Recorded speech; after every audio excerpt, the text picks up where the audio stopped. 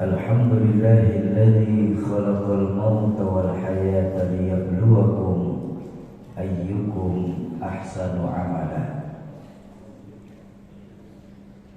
Wassalatu wassalamu ala sayyidina Muhammadin al-Mustafa wa ala alihi wa ashabihi ahli sidqi wal wafa, amma ba'du. Yang saya muliakan para ulama, para asatiz dan ustazah, para pimpinan majelis-majelis ta'lim dan zikir, wabil khusus Ketua Masjid Nurul Hidayah, orang tua saya Mukarram Abuya Dr. Burhanuddin Haris, DKM Masjid Nurul Hidayah Bapak Haji Irianto Daim. Mudah-mudahan Allah berkahkan ilmu beliau-beliau untuk dibagikan kepada kita. Amin ya rabbal alamin. Yang saya hormati para tokoh-tokoh masyarakat, tokoh-tokoh pemudaan, segenap ketua masjid yang ada di sekitaran Masjid Nurul Hidayah, keluarga besar dari Perahu Munzalan Abuya Ustaz Haji Nur Hasan, ketua perjalanan dari komunitas Riau Indonesia Mengaji abang saya Bang Hendri, bapak-bapak dan ibu-ibu jamaah ma'asyiral muslimin dan muslimat, para calon penghuni surganya Allah yang dicintai Allah Subhanahu wa ta'ala. Alhamdulillah, malam hari ini kita duduk dan berkumpul di tempat yang mulia ini dalam rangka kajian selepas ba'da isya sekaligus wakaf 1 juta Al-Quran. Jadi Bapak Ibu, kehadiran saya ke sini, ke Kalimantan Barat ini pada umumnya adalah mengumpulkan para muwaqif-muwaqif Al-Quran untuk membantu saudara-saudara kita yang mereka ingin belajar Al-Quran tapi tidak mempunyai medianya untuk belajar. Saya berharap jamaah Masjid Nurul Hidayah ikut berpartisipasi menjadi muwaqifnya kalam ilahi ini. Amin ya rabbal alamin. Dalam kesempatan yang berbahagia pada malam hari ini, saya hanya ingin menyampaikan sebuah hadis baginda Rasulullah SAW yang berisi tentang kebahagiaan. Baginda Rasul pernah bersabda, arba'un min sa'adatil mar'il muslim, bahwa sesungguhnya ada 4 perkara yang kalau kita orang Pontianak ini mau bahagia. Baik, pertanyaan saya kepada Bapak Ibu malam hari ini, kita semua yang hadir di Nurul Hidayah ini mau bahagia atau tidak? Oh, pasti mau jawabannya. Kenapa? Doa yang kita lantunkan minimal itu setiap habis sholat apa sih Pak? Rabbana atina fid dunya hasanah wa fil akhirati, dunia sampai akhirat kita minta bahagia. Betul? Tapi pesan baginda Nabi, kalau kita mau bahagia di Pontianak ini harus punya 4 perkara. Apa 4 perkara ini yang harus kita punya di Pontianak ini? Pertama, kalau kita mau bahagia, pesan baginda Nabi itu apa? Pertama, kita di Pontianak harus punya baitun wasi', punya rumah biar bagus asal besar. Itu ya tidak apa-apa, emang salah. Punya rumah bagus besar, bahagia apa tidak Bu? Bahagia. Tapi di mana Pak rumah kita sesungguhnya Pak? Ternyata rumah kita sesungguhnya sebagai muslim itu adanya di hati Pak. Kenapa?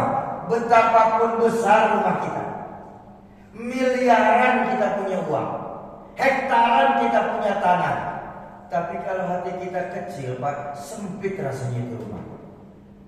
Apa buktinya? Berapa banyak nih kita punya kawan tinggal di perumahan-perumahan mewah itu, tapi justru yang tinggal di sana terkena yang namanya penyakit broken home, penyakit tidak betah di rumah. Kenapa? Anak kemana, istri kemana, suami kemana. Akhirnya rumah megah tersebut yang isi cuma pembantu. Ada nggak yang kayak begitu? Banyak.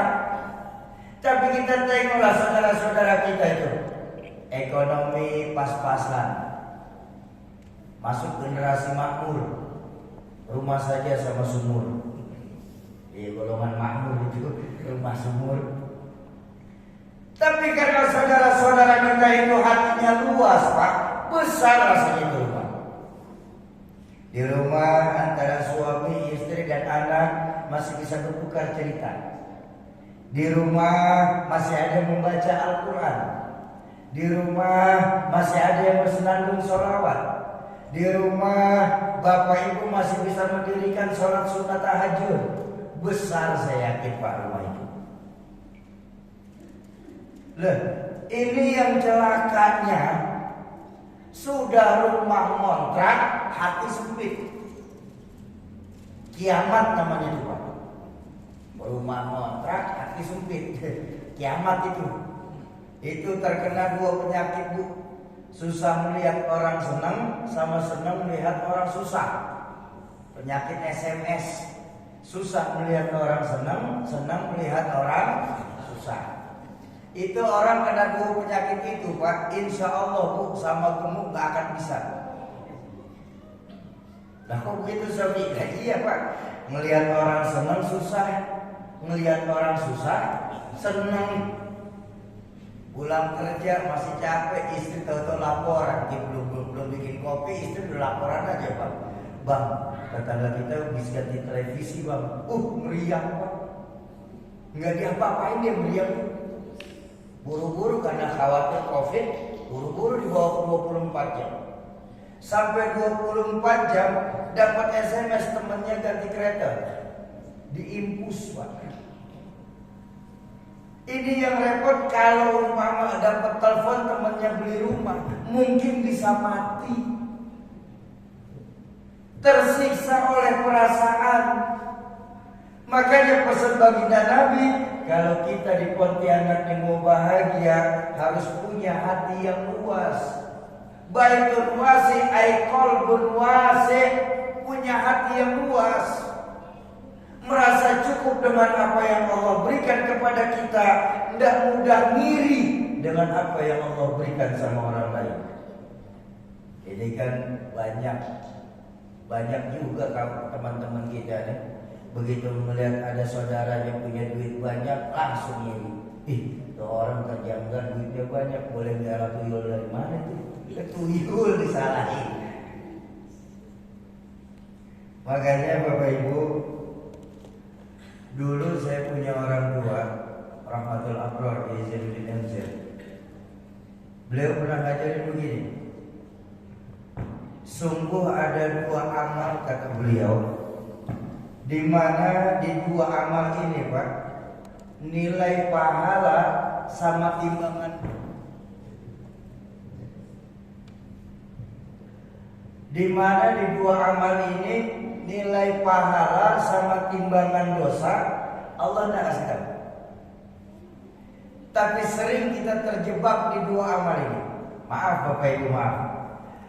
Ini kan banyak dari kita, sekali lagi saya minta maaf, termasuk saya pastinya nih. Termasuk saya, ibadah saya ini Pak, masih sebatas takut neraka, ingin masuk surga. Belum sampai lagi ibadah kita ini, apakah dengan ibadah yang kita lakukan ini Allah ridho atau tidak. Karena kalau boleh jujur Bapak Ibu, hidup tanpa dua perkara ini sia-sia kita. Tanpa dua perkara ini mubazir kita tinggal di Pontianak.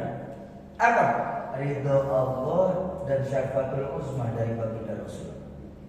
Ya Bu, Bu, ya, apa? Iya itu Sofi.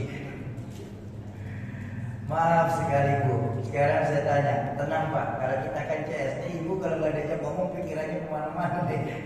Bu, betapapun Ibu punya uang 2 miliar umpama, 2 miliar, 2 miliar banyak apa sedikit? Bu banyak, apalagi lagi pandemi begini Pak. 2 miliar banyak. Tapi maaf Bu, ketika Allah nggak ridho, enak atau tidak rasanya itu? Nggak akan enak Pak. Kenapa? Kok bisa Allah nggak ridho? Apa buktinya Allah nggak ridho dengan rezeki kita 2 miliar itu Syarif? Oh mudah. Suami istri bertengkar setiap saat. Anak jalan kemana-mana. Di rumah saya bilang tadi, di rumah sudah tidak ada lagi yang menghidupkan sholat sunnah. Itu salah satu bukti Allah tidak ridho Pak. Kan mudah saja Pak. Akibat terlalu banyaknya barang yang mubah, bahkan yang haram masuk ke dalam badan kita, itu menyebabkan diri kita ini malas untuk ibadah kepada Allah. Betapapun kita punya uang 2 miliar, tapi walaupun kita di sini Bu cuma punya uang 6 miliar, tapi Allah ridho, enak Pak rasanya. Iya kan? Sekarang saya tanya, 2 miliar Allah tidak ridho, 6 miliar Allah ridho, pilih mana? Loh yang pilih oh, ngayal doang kok. Ngayal jangan tanggung-tanggung Bu, sekalian yang tinggi. Siapa tahu saat kita ngayal, malaikat lewat angkat doa kita, amin. Dan baik, ridho Allah. Makanya orang tua saya ngajarin ada 2 perkara di mana nilai pahala sama timbangan dosa kita tidak pernah dikasih tahu. Tapi maaf Bapak Ibu, kita sering menyepelekan dan mengecilkan 2 amal ini. Kita lupa di 2 amal ini nilai pahala sama timbangan dosa Allah nggak kasih tahu. Tapi kita sering menyepelekan 2 amal ini. Apa? Pertama, amaliyah puasa. Bapak Ibu, puasa itu Allah tidak pernah kasih tahu timbangan pahala puasa. Beda dengan ibadah-ibadah lain. Sholat umpama, sholat berjamaah 27 kali lebih baik daripada sholat sendiri. Jelas timbangannya itu Pak. Makanya kita mau tuh menghidupkan sholat berjamaah di masjid. Betul? Kenapa? Timbangannya jelas. Bahkan dalam hadis baginda Nabi, orang yang melakukan sholat isya berjamaah, maka mereka akan mendapat kebaikan layaknya seseorang itu melakukan sholat setengah malam. Dan orang yang melakukan subuh berjamaah, maka mereka akan mendapatkan kebaikan layaknya seseorang itu sholat 1 malam. Makanya mau tuh Pak, kita datang ke masjid Pak, subuh-subuh. Betul? Baik, jelas tuh pahalanya. Sedekah. Sedekah pun jelas Pak. Apa? Man jaa bil hasanah falahu asyru amsalihha. Siapa yang berbuat satu kebaikan, Allah akan lipat gandakan 10 kali lipat. 1 berbalas 10. Makanya kita mau tuh Pak, walaupun cuma 2.000 itu juga seminggu sekali nitipin di Nurul Hidayah setiap Jumat. Mau tuh kita sedekah tuh. Santun yatim, ana wakafil yatama kahatin. Aku dan penyayang anak-anak yatim itu nanti di dalam sorga seperti 2 jari ini Pak. Dempet barang tak misah. Siapa yang tak mau sama baginda Rasul di dalam sorga? Betul.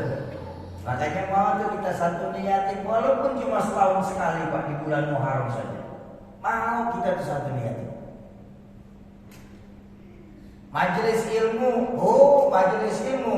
Apa pahala majelis ilmu? Majlis ilmu ay majlis yustajabu fihi doa. Majlis tempat diangkatnya doa. Makanya kita mau tuh setelah sholat isya ada pengajian, mau kita duduk tuh. Kita berharap apa? Doa kita cepat dijawabnya sama Allah. Jelas pahalanya. Haji, apalagi haji. Pahala haji mabrur itu cuma satu, laisa jazaa'un illa jannah. Tidak ada yang namanya pahala haji mabrur balasannya kecuali surga. Jelas pahalanya. Makanya mau Pak kita coba bayar mahal, antri sekian tahun. Begitu begitu mau berangkat ninggalin keluarga di Pontianak, ninggalin kerabat, tinggalkan pekerjaan, pergi ke tanah suci berjubel-jubel dengan jutaan orang. Kok mau? Balasannya surga. Ya kan? Tapi puasa Bapak Ibu sekalian, Allah tidak kasih tahu seberapa besar timbangan pahala puasa. Semua amal baik akan bermuara masuk ke dalam surga. Semua amal baik. Tapi puasa Allah tidak kasih tahu timbangannya. Silahkan Bapak Ibu buka kitab fikih setebal apapun. Silahkan tanya sama guru yang alim sekalipun bab pahala puasa. Insya Allah nggak akan pernah ketemu. Kenapa? Allah berfirman dalam hadis qudsi, asyamu li wa ana ajzi. Puasa itu untukku kata Allah, dan aku yang akan membalasnya. Ada nggak kira-kira Allah bicarakan timbangan pahala di sini? Ada nggak? Nggak ada Pak. Makanya berapa banyak ketika kemarin 2 bulan yang lalu kita melakukan puasa, itu sudah dibaca Pak sama baginda Rasul lebih dari 14 abad yang lalu. Apa sabda beliau? Kam min so'imin. Berapa banyak nanti umatku yang ketika melakukan puasa itu cuma sebatas menahan ju' wal atas, lapar dan hausnya saja. Artinya apa Bu? Puasa sih puasa ya Bu ya, tapi ngomongin tetangga jangan terus.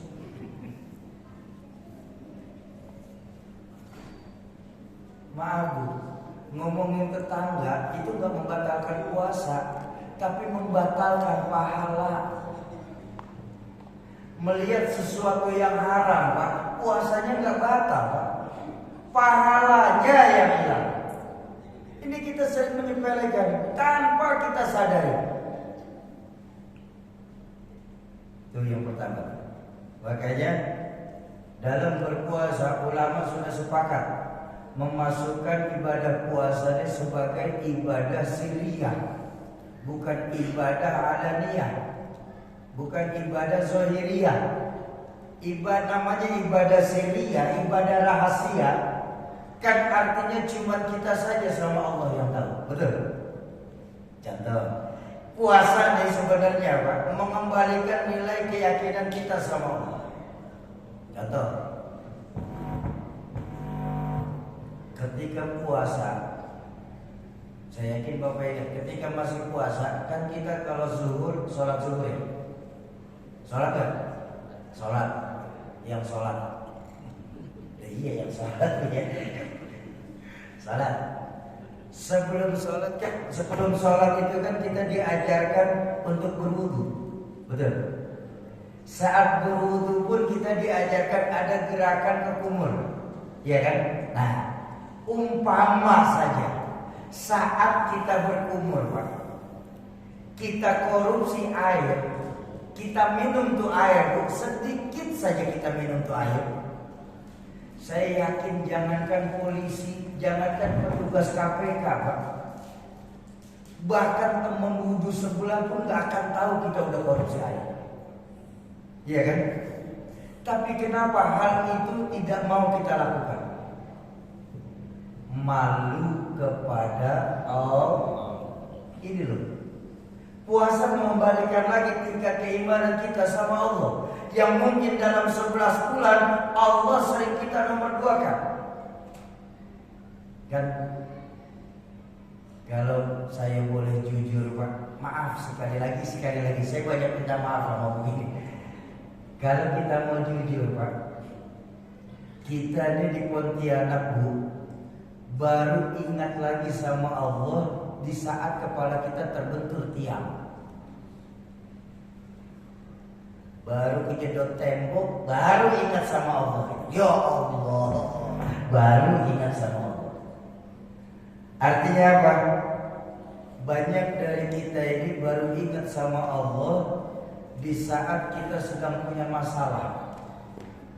Coba tengoklah kawan-kawan kita kalau lagi ada masalah, Pak Allah, bagus sekali banyak Pak. Zikir tak berhenti-berhenti. Ya Allah, ya Allah, ya Allah. Sholat datang ke Nurul Hidayah. Sama pengajian hadir. Kenapa? Lagi punya masalah. Ada yang kayak begitu di sini? Yang mana?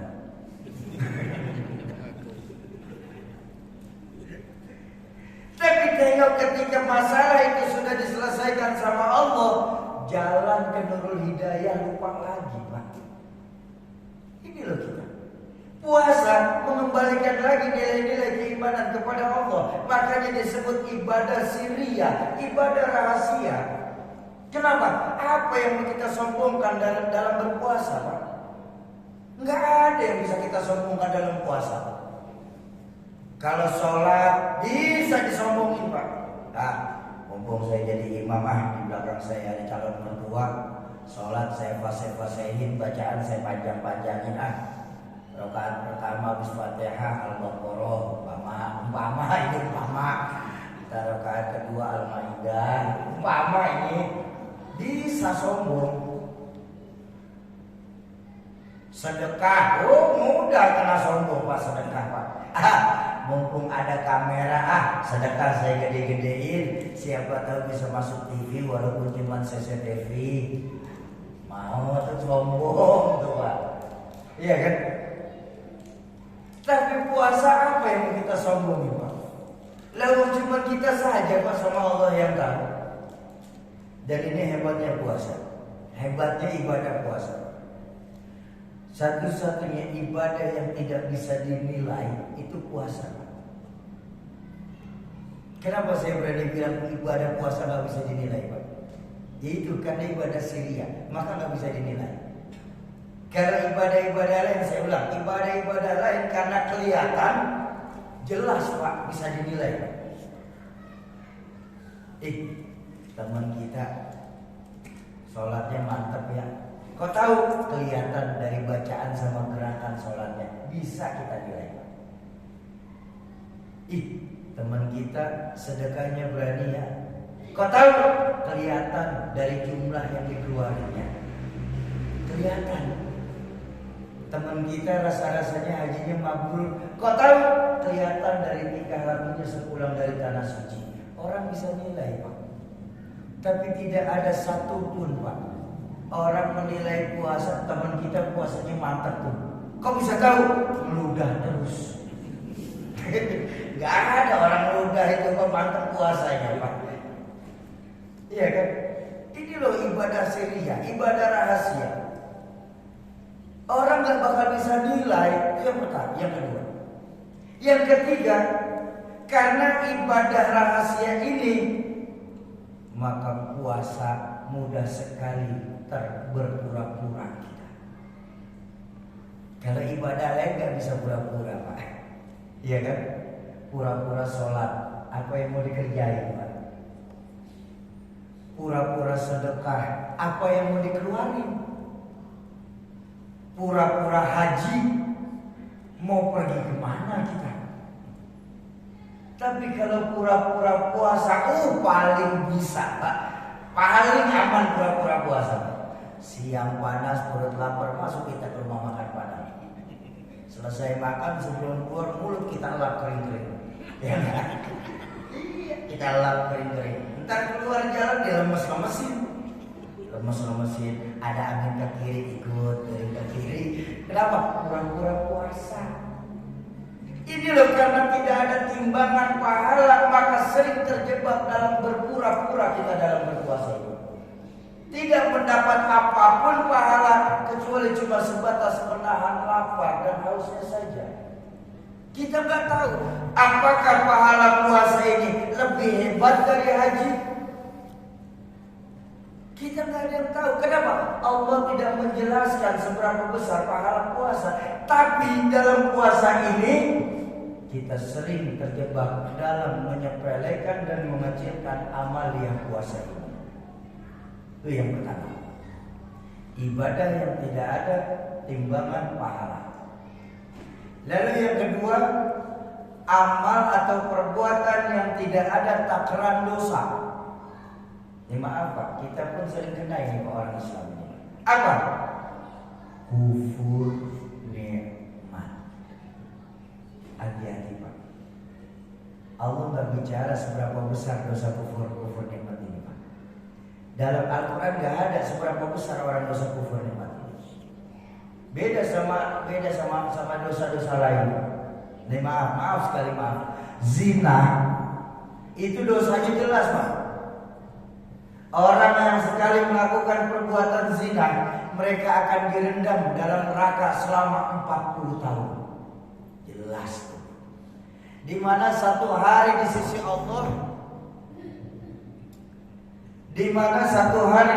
Allah, itu rasanya seperti 1000 tahun kita di dunia. Nah kan enak tuh, tinggal ngitung Pak. 1 dikali 360 dikali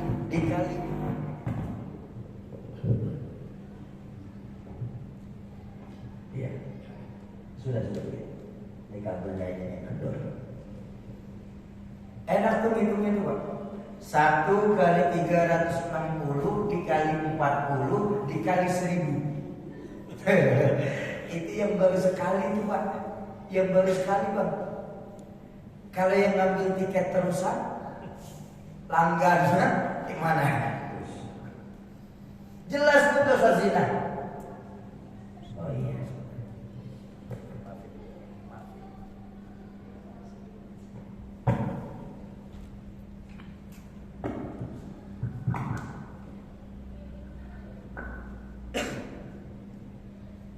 Riba.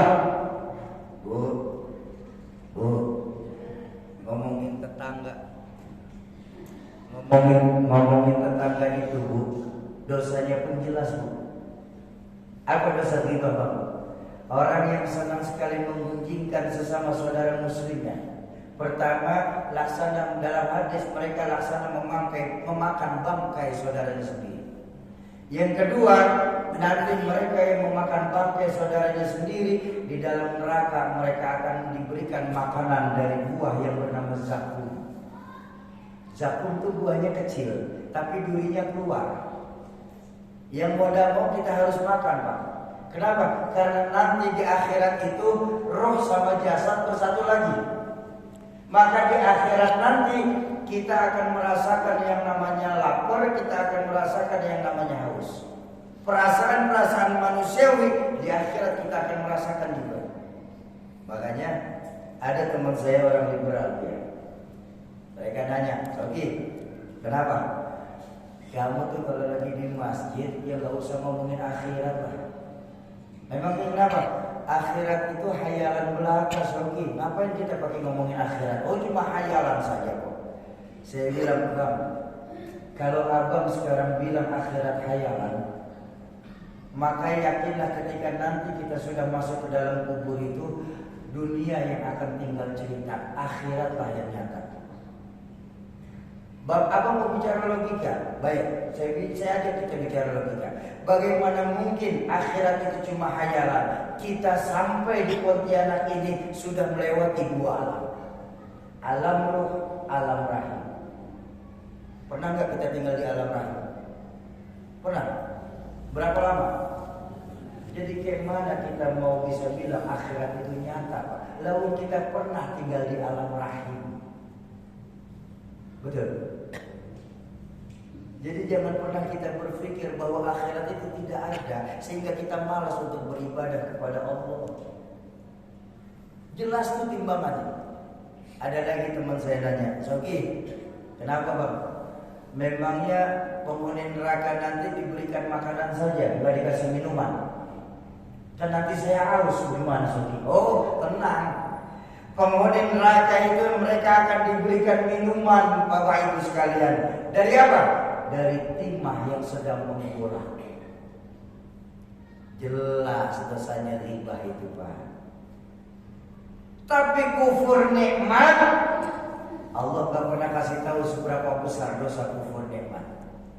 Apakah bisa lebih hebat dari zina, atau justru lebih ringan daripada riba? Saya punya contoh saja.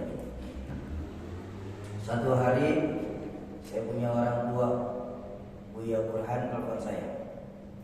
Soki, ya Buya, mulai besok kau kerja sama saya. Oh baik Buya. Gaji kamu sebulan saya kasih 2 juta rupiah. Oh baik Buya. Belum kerja pun hati saya tenang. Kenapa? Hitungan sudah jelas.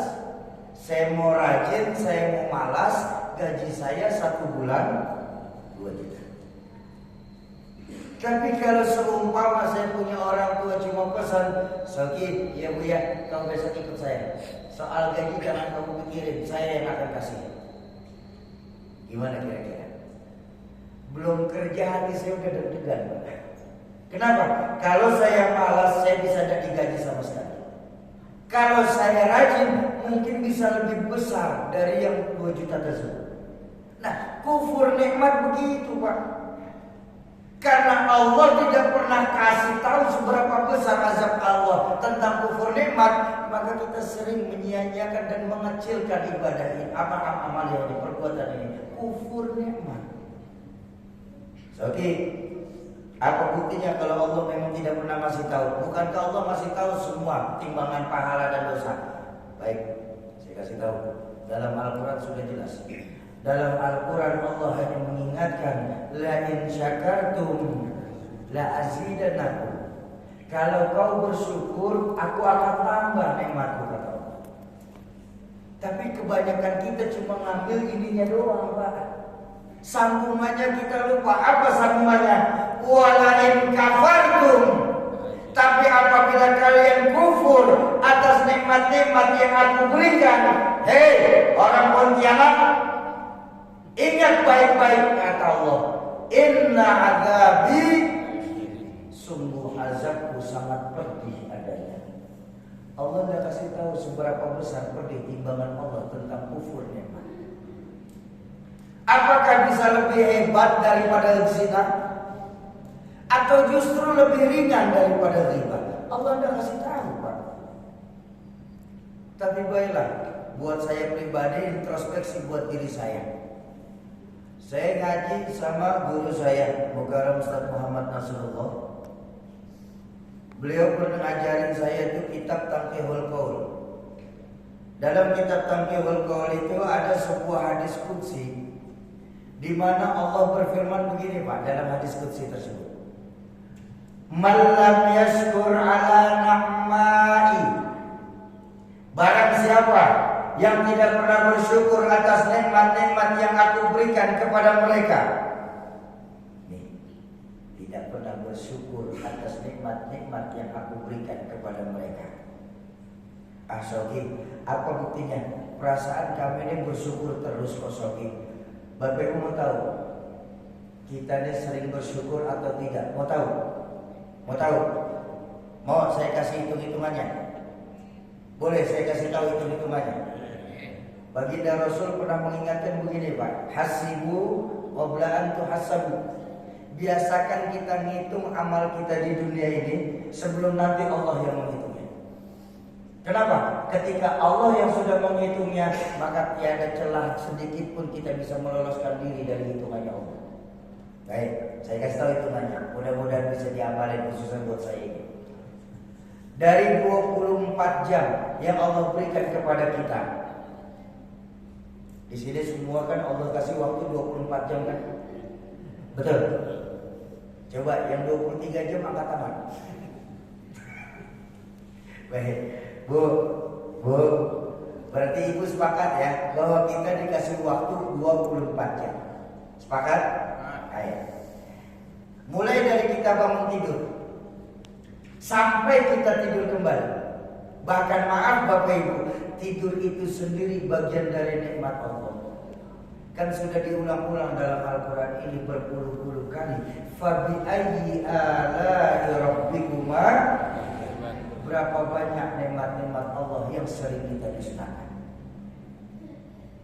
Saya masih gak yakin Soki kalau itu kayak gitu. Saya itu selalu bersyukur setiap hari.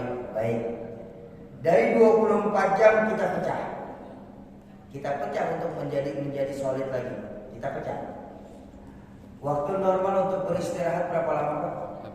8 jam. Potong 8 jam pertama buang. Waktu normal untuk bekerja menurut profesional berapa lama? 8 jam. 8 jam di luar jam istirahat. Baik, kita buang 8 jam dulu. Kan udah kebagi jelas. 8 jam pertama buat istirahat, 8 jam kedua buat bekerja. Kan masih ada sisa 8 jam terakhir. Ayo Bapak Ibu, kalau kita benar mau adil sama Allah, kan seharusnya 8 jam kita gunakan maksimal untuk ibadah kepada Allah. Iya kan? Berapa banyak dari 8 jam itu yang benar-benar kita maksimalkan buat ibadah? Anggap lagi hitungan lagi kita. Dari 8 jam kita pecah lagi. Anggaplah rata-rata di Pontianak ini insya Allah dengan sholat fardu nggak akan lewat. Amin. Baik. Sekarang saya tanya, di luar berjamaah kita sholat sendiri umpama. Sekali sholat orang Pontianak berapa lama? 5 menit. Lama. Rata-rata kita sholat 3 menit setengah. Malah teman saya 1 menit setengah. Pakai kilat khusus. Udah apal katanya. Tapi baik, saya ikutin Bapak. 5 menit sekali sholat. 5 kali 5 25. Masih ada sisa waktu 7 jam 35 menit. Pantas Allah ulang-ulang dalam Al-Quran berpuluh-puluh kali. Fabi ayyi ala'i rabbikuma tukadziban. Berapa banyak nikmat-nikmat Allah yang sering kita dustakan. Bahkan untuk mensyukuri nikmat Allah kita masih tidak bisa. Baik, Soki, kita kan bukan cuma sholat saja Soki. Baik, saya tanya, anggaplah kita sholat, kita duduk di majelis ilmu selama 2 jam. Selesai itu kita silaturahmi selama 1 jam. Baik, baru kepake 3 jam setengah. Masih ada sisa tuh 5 jam 25 menit. 4 jam 25 menit. Fabi ayyi ala'i rabbikuma tukadziban. Berapa banyak nikmat-nikmat Allah yang sering kita dustakan. Makanya orang tua saya mengajarkan begini Bapak Ibu. Nikmat itu Ki, kata beliau saat itu kepada saya. Nikmat itu Ki, baru terasa ketika sudah mulai berkurang atau hilang sama sekali. Nikmat itu Pak baru terasa ketika sudah mulai berkurang atau hilang sama sekali. Baru terasa nikmat. Kita baru merasakan nikmatnya bisa tidur di saat mata kita melek terus. Iya kan? Kita baru bisa merasakan nikmatnya bernafas di saat hidung kita lagi mangkrak. Tapi ketika hidung kita lagi lancar, mata kita masih bisa merem, pernahkah kita bersyukur atas nikmat yang Allah berikan kepada kita? Bernafas, baik. Ajak hitung-hitungan lagi. Saya bilang tadi, ibadah kita ini masih ibadah pedagang, Pak, main hitung-hitungan. Ya, baik, saya ajak hitung-hitungan lagi. Ini soal bernafas saja. 1 tabung oksigen murni. Kenapa? Baik. Terus. 1 tabung oksigen murni ukuran 5 kilo segini ya. Itu rata-rata harganya sekitar 175.000. Ya, satu tabung tuh 5 kilo bisa dipakai maksimal itu 2 jam. 5 kilo 2 jam 175. Sedangkan manusia hidup 24 jam. Berarti berapa tabung yang kita gunakan? 12 tabung. Baik, 12 tabung. Berarti berapa rupiah yang kita harus keluarkan? Sekitar 300 sampai 400 ribu rupiah. Setuju ya? Enggak, hampir 1 juta. 1 juta lebih. Itu yang sehari itu, Pak. Silahkan Bapak Ibu hitung dari pertama kita lahir ke dunia sampai sekarang. Pernahkah kita merasa bersyukur kepada Allah atas nikmat oksigen yang sudah Allah berikan kepada kita?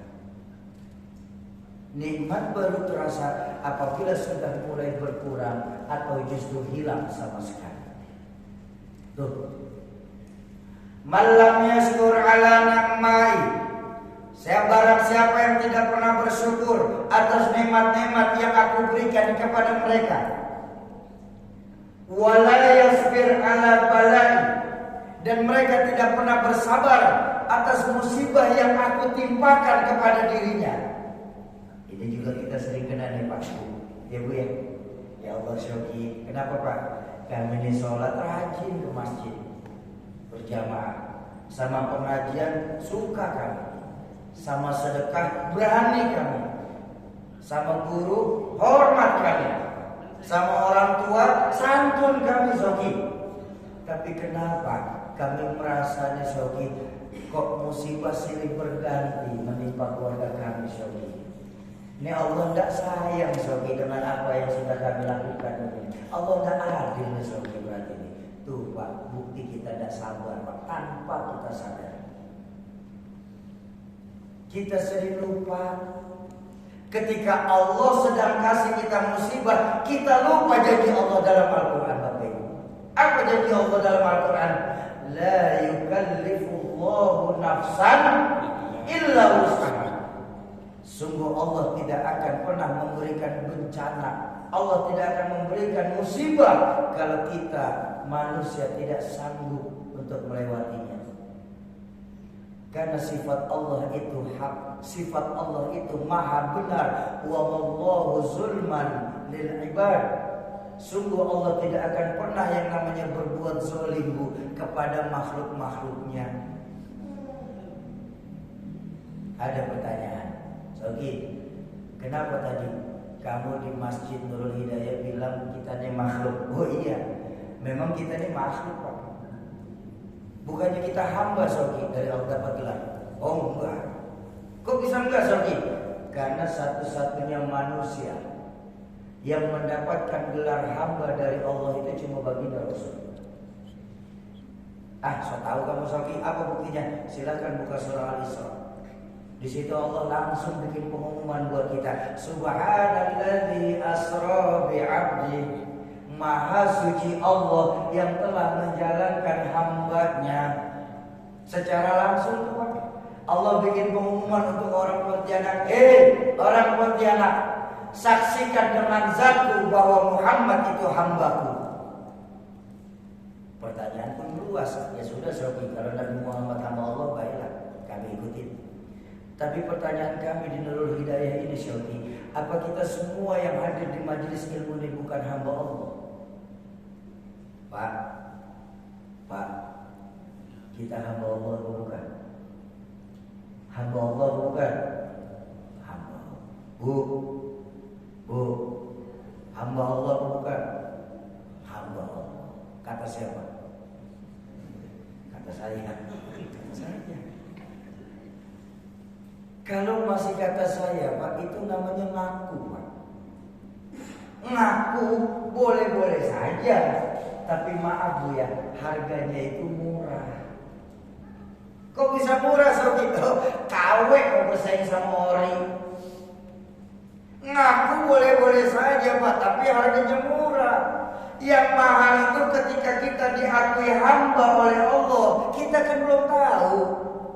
Betul. Berapa banyak dari kita yang malam hari duduk di tempat mulia ini, termasuk saya pastinya Bu ya. Mulut saya bisa mengucap saya hamba Allah, tapi pada perbuatan saya sehari-hari ternyata saya hamba pangkat, saya hamba harta, saya hamba syahwat, saya hamba dunia, saya hamba nafsu, saya hamba setan. Jauh mulut daripada perbuatan saya. Ayo, kalau memang di Masjid Nurul Hidayah ini kita ingin diakui sebagai hamba oleh Allah, maka berlakulah layaknya seorang hamba kepada Tuhannya. Bagaimana cara saya Soki? Memperbaiki lagi ibadah kita kepada Allah. Tuh. Kita sering lupa tuh Pak. Ketika Allah kasih kita bencana, Allah kasih kita musibah, kita sering lupa. Bukankah dalam Al-Quran Allah juga mengingatkan? Enggak sekali, berkali-kali Allah ingatkan. Fa inna ma'al usri yusra. Thumma inna ma'al usri yusra. Setiap ada kesusahan, pasti Allah bukakan pintu kemudahan buat kita semua. Pertanyaannya adalah, apakah kita bisa mengambil iktibar atau pelajaran dari musibah yang sedang menimpa kita ini? Itu pertanyaannya. The big question is, bisakah kita mengambil pelajaran dari musibah yang sedang menimpa kita? Bukankah musibah itu ada 3 jenis? Kalau musibah menimpa orang baik-baik, insya Allah jamaah Nurul Hidayah ini Pak. Saya yakin semua insya Allah orang baik-baik. Amin. Sholat rajin, maksiat tekun, sama ulama santun, sama ilmu suka, tuh orang baik-baik tuh. Nah, kalau orang baik-baik macam jamaah Masjid Al Hidayah ini dapat musibah, itu namanya ujian. Kenapa diuji? Karena mau Allah naikin kelas. Di mana-mana kalau mau naik kelas harus lewati prosesi yang namanya ujian. Betul. Tapi jangan lupa Bapak Ibu, kunci ujian itu 2. Apa? Lulus, lolos. Baru Allah angkat derajat kita nanti. Amin. Itu kalau orang baik-baik. Tapi kalau orang yang setengah-setengah dapat musibah, setengah-setengahnya macam yang di hadapan Bapak Ibu lah. Nah, saya orang setengah-setengah nih. Sholat rajin, maksiat tekun, ngaji setengah jam, ngomongin tetangganya sejam setengah, sedekah mau nyolongnya lebih gede dari yang disedekahi. Ini orang model saya ini masuk golongan STMJ. Sholat tekun, maksiat jalan. Bikin repot malaikat orang model saya ini Pak. Nah, kalau orang model saya ini dapat musibah Bapak Ibu, itu bukan ujian namanya. Apa? Teguran. Kenapa saya ditegur? Karena saya sering lalai sama Allah. Apapun konsekuensinya, ketika kita lalai, pasti kita akan ditegur. Betul? Dalam bekerja, Bapak Ibu menyepelekan pekerjaan, lalai dalam bertugas, pasti akan ditegur sama atasan. Apalagi Allah. Betapa Allah itu maha pencemburu Pak. Allah tidak mau di hati kita ini ada selain Allah. Ketika di hati kita sudah ada selain Allah, maka Allah akan kembalikan kita dengan apa? Didatangkan musibah untuk supaya kita merintih kembali kepada Allah. Tuh, kalau orang model saya Pak, orang setengah-setengah itu teguran namanya. Tapi konsekuensi yang namanya teguran itu pasti 2 Pak. Orang ditegur pasti disuruh 2 hal. Apa? Memperbaiki yang kurang, kurangi yang memang berlebihan. Tuh, kalau konsekuensi dari teguran. Tapi kalau orang jahat dapat musibah, sholat tidak mau, sama masjid musuhan, itu bukan lagi ujian atau teguran namanya Pak. Apa namanya? Anjir, DP. Ntar case-nya di akhirat dah tuh Pak, digebukin dah tuh malaikat. Dan saya bilang tadi, tinggal pintar-pintar kita saja Pak. Tinggal pintar-pintar kita saja melihat apakah musibah yang menimpa kita ini sebagai ujian, sebagai teguran, atau sebagai hukuman. Kalau ujian, kalau ingat tadi apa kunci ujian? Dua, lulus, lolos. Itu kunci ujian. Kalau teguran yang datang buat kita, dua pula konsekuensinya. Apa tadi? Perbaiki yang kurang, kurangi yang berlebihan. Tapi kalau ternyata hukumanlah musibah ini menimpa kita, tiada jalan lain selain dua pula diajarkan sama baginda Nabi. Apa? Memperbanyak istighfar dan melakukan taubatan nasuha. La saghair illa bil istimrar, wala kabair illa bil istighfar. Tidak ada yang namanya dosa besar, dosa kecil Pak, kalau dilakukan setiap waktu. Juga tidak ada Bu yang namanya dosa besar kalau ditimpa dengan istighfar dan melakukan taubatan nasuha. Apalagi kita masih menikmati indahnya bulan Allah Pak. Ya, Zulqa'dah ini bulan Allah, di mana Allah lipat gandakan pahala di Zulqa'dah ini. Ayo, amalia yang paling baik diajarkan di Zulqa'dah di bulan Allah itu apa? Memperbanyak istighfar. Bu, baginda Rasul Bu, itu hati kan paling bersih, betul? Betul kan? Akhlak beliau itu paling mulia Bang, setuju?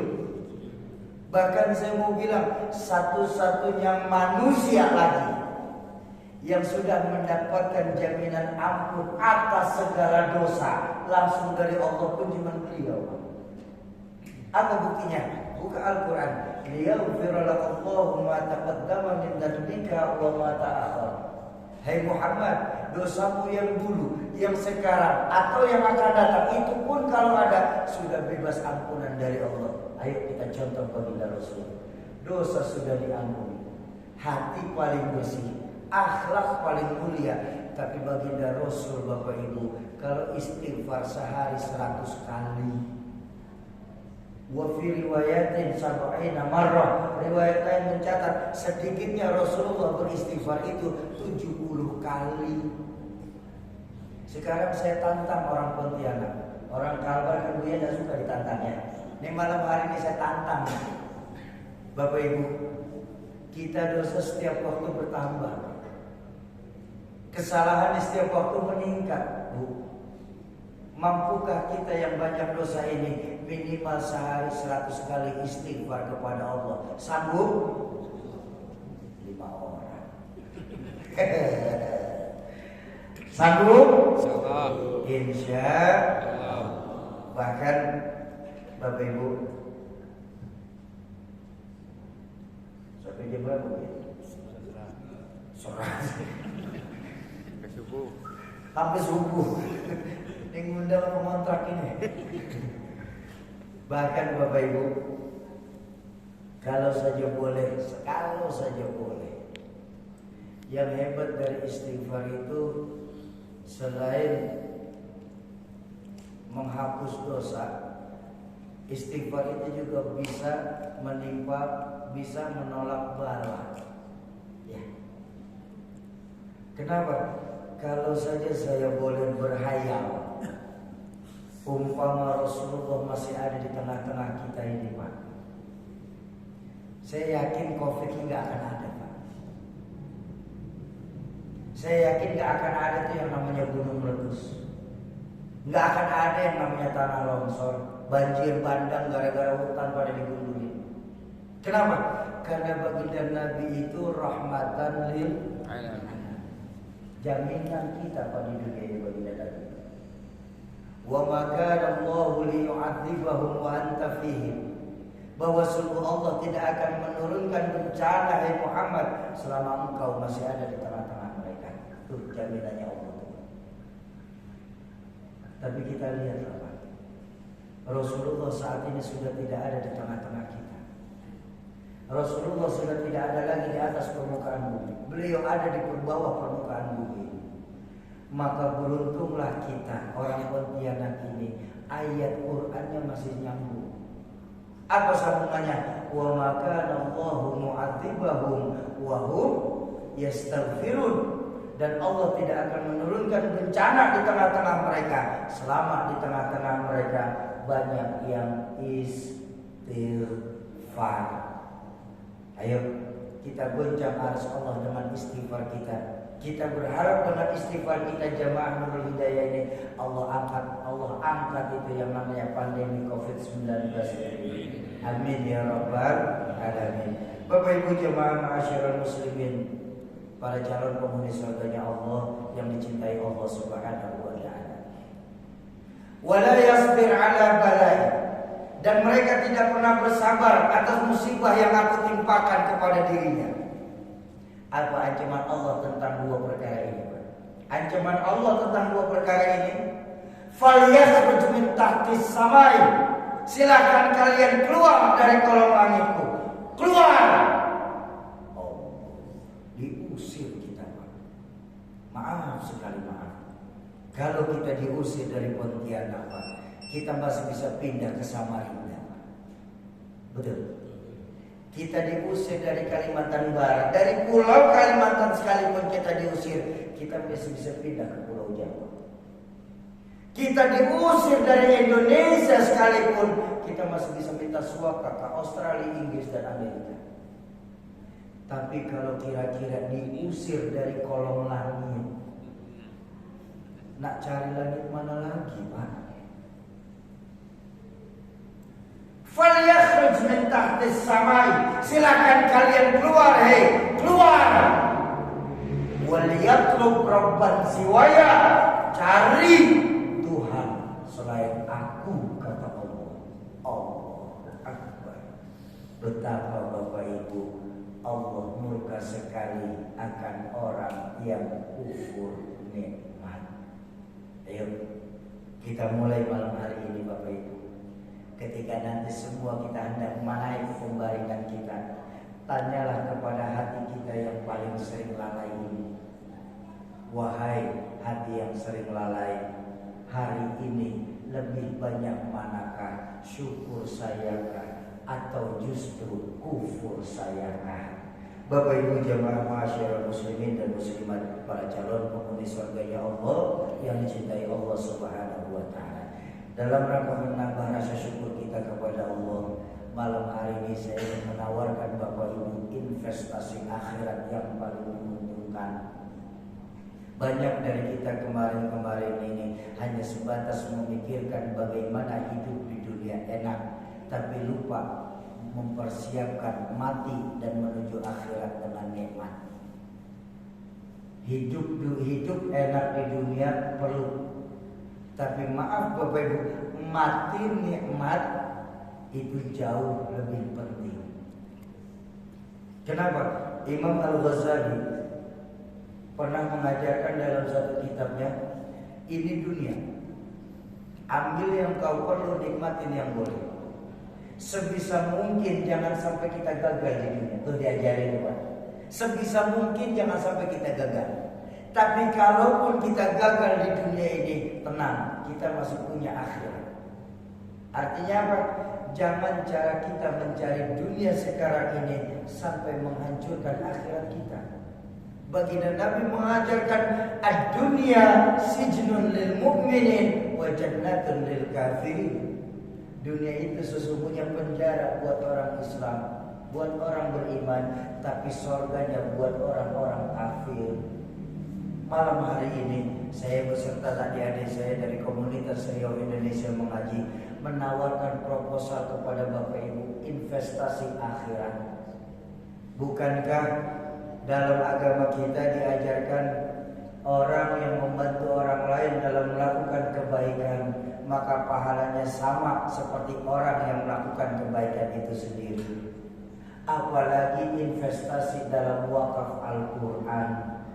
Pahala orang membaca Al-Quran itu Bapak Ibu, satu huruf berbalas 10 kebaikan.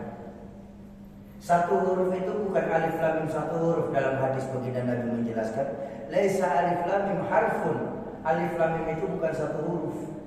Walakin akan tetapi kata baginda Nabi, alif harfun, lam harfun, mim harfun. Alif satu huruf, lam satu huruf, dan mim satu huruf. Bayangkan berapa banyak investasi akhirat yang akan kita dapatkan ketika nanti Al-Quran yang Bapak Ibu wakafkan akan dibaca oleh mata-mata bening para pembaca Al-Quran, para penghafal Al-Quran. Yang jangankan mereka melihat membaca satu surah dalam Al-Quran, ketika baru mulai saja Bismillahirrahmanirrahim sudah 19 huruf dikali 10 190. Bapak Ibu mengeluarkan wakaf di bulan Zulqa'dah ini ditambah lagi berlipat-lipat. Ini loh investasi akhirat kita yang saya tawarkan kepada Bapak Ibu. Kebanyakan kita hanya sibuk sekarang ini ngurusin dunia, tapi lupa mempersiapkan akhirat kita. Banyak dari kita, badan kita gemuk, badan kita sehat, badan kita kuat, tapi rohani kita kurus kering kerontang. Ayo kita siapkan investasi akhirat kita, siapkan yang terbaik. Ada pertanyaan, Soki, iya Bu ya, kenapa? Memangnya Al-Quran itu harus dilelang? Memangnya nggak mudah terkena riya nanti? Saya bilang innamal a'malu binniyat wa innamal likulli imri'in ma nawa. Segala sesuatu itu tergantung niatnya. Dan setiap segala sesuatu itu pasti akan dicapai dengan apa yang sudah diniatkan itu. Jadi dalam Al-Quran diajarkan orang yang membelanjakan hartanya di jalan Allah ini sirron wa alaniyatan, baik sembunyi-sembunyi maupun terang-terangan, mereka tetap akan mendapatkan pahala di sisi Allah Subhanahu wa taala. Saya punya guru pernah mengajarkan kalimat sirron wa alaniyatan ini Bapak Ibu. Sirron yang sembunyi-sembunyi itu kalau skupnya kecil buat diri kita, buat keluarga kita, itu boleh, itu lebih sunnah. Rasulullah mengajarkan skup kecil itu sirron. Tapi kalau menyangkut soal ghirah beragama, bayangkan ketika para sahabat itu dakwah Islam sembunyi-sembunyi terus, tidak terang-terangan, apakah kita yakin Islam masih akan ada di tempat kita ini? Ketika menyangkut tentang ghirah, makanya kita wajib ala niatan secara terang-terangan. Efeknya apa? Membantu menimbulkan ghirah teman kita. Umpama Bapak nyumbang 30 Al-Quran, ekonomi kita pas-pasan, tapi kita berani lelang Al-Quran 30 buah. Nanti teman kita yang rezekinya lumayan, teman kita saja berani kok, itu yang pas-pasan 30, masa saya nggak berani? Ini loh ghirah kita dalam Islam. Jadi tidak semua harus sembunyi-sembunyi, harus kita luaskan ini. Kenapa? Karena Indonesia Bapak Ibu saat ini lagi darurat buta huruf hijaiyah. Saya punya guru Mukarram Kiai Syarif Rahmat. Beliau salah seorang dosen di PT IKI Jakarta, perguruan tinggi ilmu Quran. Beliau salah satu dekannya di sana. Satu hari beliau bikin semacam angket, semacam penelitian. Bahannya yang beliau dapat itu dari para mahasiswanya yang tersebar dari Sabang sampai Merauke, para hafiz Quran. Dan data yang didapat terakhir itu prihatin. Apa data yang didapat sama beliau itu? Dari 100% penduduk Islam yang ada di Indonesia ini, 100% penduduk Islam, ternyata hanya 52% saja yang bisa baca Al-Quran. Dari 52% orang yang bisa membaca Al-Quran, tidak lebih dari 30% saja yang bisa membaca Al-Quran secara tartil. Artinya tartil apa? Tepat tajwidnya, fasih makhrajul hurufnya. Karena Al-Quran mengajarkan kita warattilil Qur'ana tartila. Bacalah Al-Quran itu dengan tartil. Tartil itu saya bilang tadi, tepat tajwidnya, fasih makhrajul hurufnya, keluar hurufnya. Alif ya alif, ain ya ain, ba ya ba, ha ya ha, dot ya dot. Banyak dari anak-anak kita sekarang generasi muda antara dot dengan dal dibacanya sama. Qaf dengan kaf dibacanya sama. Itu sudah tidak fasih. Ini kan kita prihatin, Pak. Hanya 30% saja yang mampu membaca Quran secara tartil. Dari 30% yang bisa membaca Quran secara tartil, menurut beliau tidak lebih dari 9% saja yang mampu menafsirkan Al-Quran ini sesuai dengan ilmunya. Bayangkan. Ya. Dari 9% penduduk Indonesia yang mampu menerjemahkan Al-Quran ini, baik baca maupun tartil maupun menerjemahkan dengan ilmu, dari 9% ini Bapak Ibu tidak lebih dari 3% saja yang mampu mengamalkan isi Al-Quran. Makanya dulu orang tua saya pernah bilang begini, berapa banyak orang sekarang ini baca Quran dapat piala, tapi mengamalkan Al-Quran justru di penjara. Ayo, bagaimana masa depan Al-Quran di Kalimantan Barat ini adanya di tangan-tangan kita para muwakif Al-Quran. Siapkan investasi akhirat kita sebaik-baik mungkin. Untuk lebih lengkapnya bagaimana cara berdonasi Al-Quran ini akan langsung dijelaskan oleh abang saya, Bang Hendy. Saya mohon maaf izin terlebih dahulu untuk istirahat.